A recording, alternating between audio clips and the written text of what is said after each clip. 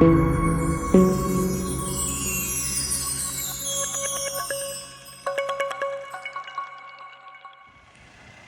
right, so a customer brought over a 2019 GL450. This is the next body style, different from this one right here. This is the, I think, X164 or 164X, and this is the next body style right here. This is the 450, right? The smaller motor, still a V8, but a little bit more fuel efficient, all right? That right there is a 550. This is a 450. So he brought this over, and this is beautiful. First of all, let me just acknowledge the fact that white is gorgeous in this body style. Let's take a look at it. The difference between this and the 550 is the bigger motor and the larger grille and body design, such as like the lower bumper and the let me see, I think the rear bumper also is a little bit bigger on the 550, but you can't go wrong with these 450, 550. I think they offer a diesel version, possibly, I don't know, but these are gorgeous vehicles. The GL is probably my favorite SUV that Mercedes has built overall when it comes to usefulness, when it comes to capacity, being family friendly and whatnot. A lot of space in these cars.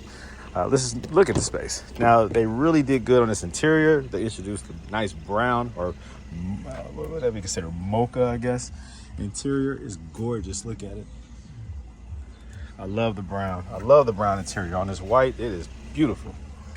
Now, take a look at this. This is, oh God, this is what happened. Something hit the top. What the heck? Golly. Okay, so when he brought it over, it was just, it was cracked, but now it's like really cracked. I mean, it was already shattered, but for some reason now, it's starting to like open up. This is crazy. Yeah, he says on the highway, something hit the top of his truck and it shattered the panoramic roof. This is incredible. He parked it right here, and I guess the pressure from opening and closing the doors, I guess, caused that to now open up. But yeah, it was cracked when he brought it by. It just happened on his way over here. That's crazy. Daggone. But yeah, look at this pretty wood. This is something that Mercedes introduced into the newer models. It's beautiful, man. It even has texture to it. It's gorgeous. Very nice. Yeah, but the body cladding on the 550 is the most noticeable difference. It usually has a bigger grille, bigger front rear bumpers, and different side skirts. But the interior is pretty much the same. You might see the wood grain steering wheel, possibly. That might be different. Let me see. You still have the touchpad right here. This is all really nice. So the reason why I even have this car in my possession is because, oh God. So that's what happened when you close the door, the glass, okay. It pressurized the interior. I just closed the door, some more glass fell. That is crazy. But he just had his brake pads changed all the way around, but he still has a check brake pad wear warning. And I figured it's probably a brake sensor because his pads are good. So they could have damaged the sensor when they changed his pads. So what I did is I used this scanner right here, the Launch. I love this scanner because it allows you to go through everything. You can do a little bit of programming on here. You can do a lot of different things on here, but I'm using it just to figure out what specific sensor is faulty. And I'm seeing it here that the under the rear control unit is indicating that the right rear brake wear sensor has malfunctioned. So it could be a mechanical thing. It could be something maybe that's loose, something that might be damaged. Was it already worn out and that's why they changed the brake pads and just didn't change the sensor? All that's a possibility. So I would have to take the wheel off, right? Take the wheel off and inspect it and then let him know if he needs a new sensor or if it's a simple fix. So that's what I'll do. But yeah, man, this is a very nice car. 2019 GL450. I think it might be considered a GLS450. They started to call it that the latter years. Yeah, the cab is pressurized when you close that door, meaning there is always going to be some type of atmospheric pressure that changes when you open and close doors. And I think that's what's messing. That's what caused that right there to fall. But yeah, this is a GLS450. My apologies.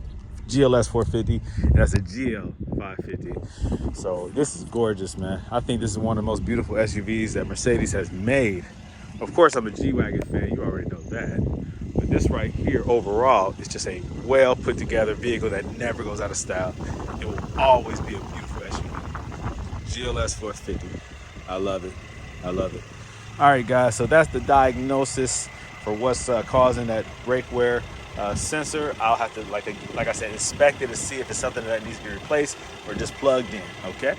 All right, so this is where we're going to pick up at. I had to take the wheel off to get access to the wheel, actually the brake sensor, not the wheel sensor, but the brake sensor.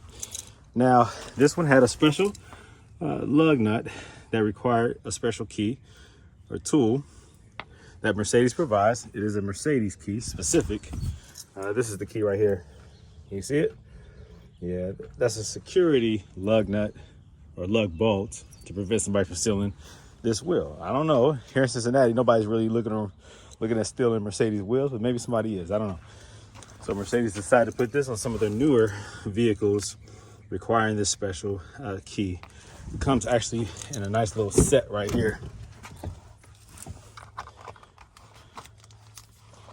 Comes with some spare lug nuts or lug bolts. I keep saying nuts. Lug bolts, as well as the security key. Now, back to the brake pad sensor. Where is it located?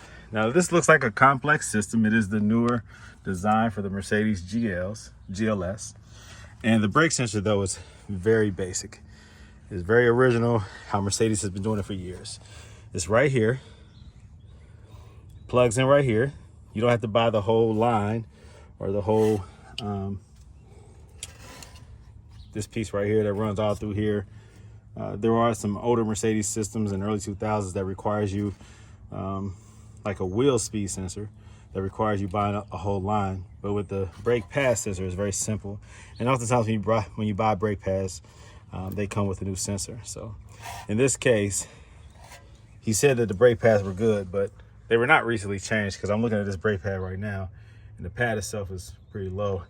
And so it's low enough where the sensor has been compromised. Now let's pull the sensor out. I did it with some needle nose pliers. I pulled it out from the brake pad itself. Just pulling it straight out and take a look at it. Yep, it's damaged. So it does need a new brake pad sensor, but it also needs some new brake pads. So if I install a new sensor, which I have in my possession, the problem will still exist. The problem will still exist. So the solution is getting new brake pads as well as a new sensor. So if this one is worn and low, then your rear, the other side, is likely low. And also maybe the fronts are low. Might not be able to see through the wheel. Let me see. I can see it a little bit. Yeah, I would recommend new brake pads all the way around, instead of just doing the rear. Usually the front wears down before the rear. Oftentimes people only do the front and not the rear, because the rear probably lasts about twice as long, because most of the weight distribution in the larger brake pad calipers are in the front, because that's where most of the weight is, the inertia of the vehicle. Most of the weight transfers to the front, and it takes more stopping power in the front. So brake pads in the front wear down faster than the rear. So sometimes people just do the front and not the rear. Don't know unless I take the wheel off and take a look, but I do know that the rear needs to be done, so I'm going to assume that the front needs to be done too. But that's the issue, guys. So rear right brake pad sensor. Oftentimes Mercedes will put a brake pad sensor just on one side. They do that to save money. But if one side wears out, then just assume that the other side is worn out too. So usually it's just one side of the vehicle will have brake pad sensors. All right, so that's the case with this car right here, 2019 GLS450. Needs brake pads. There you go.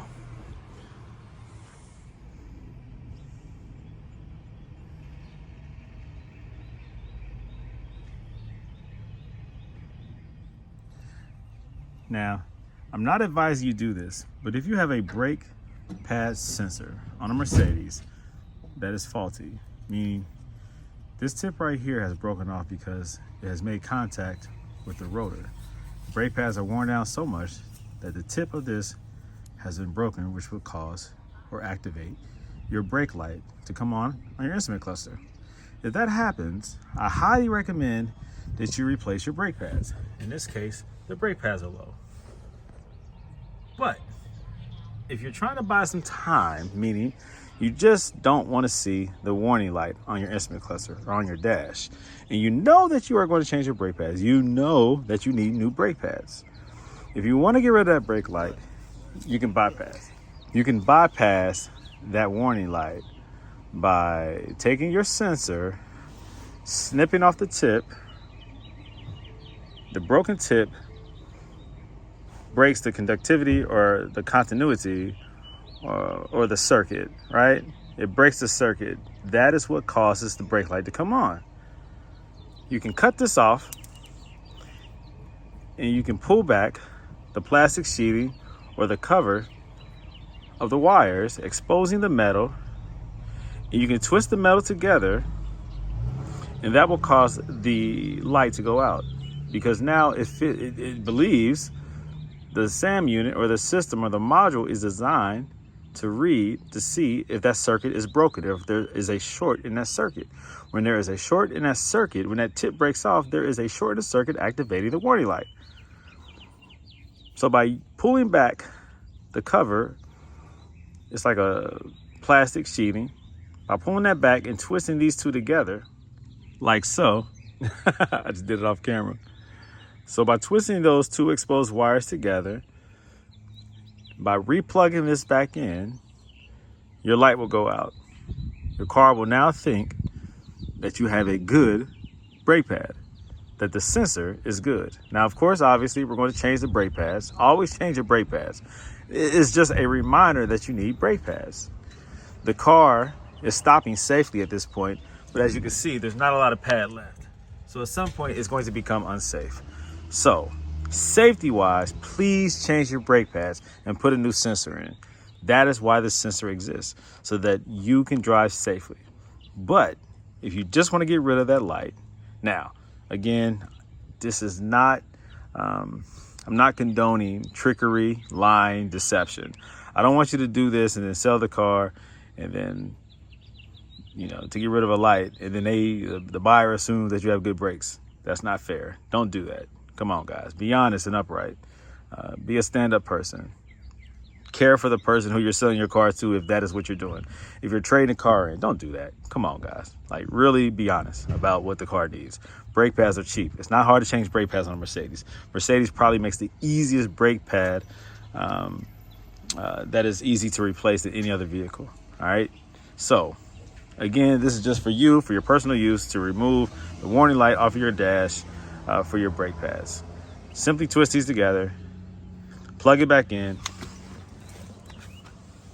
right there, and that will get rid of the brake light. It's a temporary solution. Change your brake pads and put a new sensor in, please. But there you go. A side note, also tape up those wires, because with that metal exposed, if it grounds out or it hits any of this metal, which is all grounded, it can cause some more issues. So if you're going to do this little temporary solution, make sure you tape it up. Use some electrical tape. This is just a temporary situation, so I'm using some duct tape just to tuck it in there, all right, so it doesn't touch anything else. It feels that it lays in there just right where it won't contact. And again, this is a temporary situation right here. The reason why I'm doing this is because this customer does not have brake pads and does not have a new sensor to install. And so I'll be communicating that with him, and we'll be arranging a near future brake pad change, and also changing the sensors. All right. So let me communicate with the customer what's going on and why I did what I did, because he just wanted that light eliminated, but he also needs to know that he needs brake pads. All right. So I'll stay on him so that he doesn't get comfortable with no light being on his dash. I'll make sure that he is aware of what needs to be done, and I'll stay in touch with him to get that scheduled in and get that done as soon as possible. Safety first, guys. Safety first. And just like that, the brake light is gone. The brake warning light is gone. But again, make sure that you actually change your brake pads and the sensors. It's there for a reason. Safety first, guys. Safety first.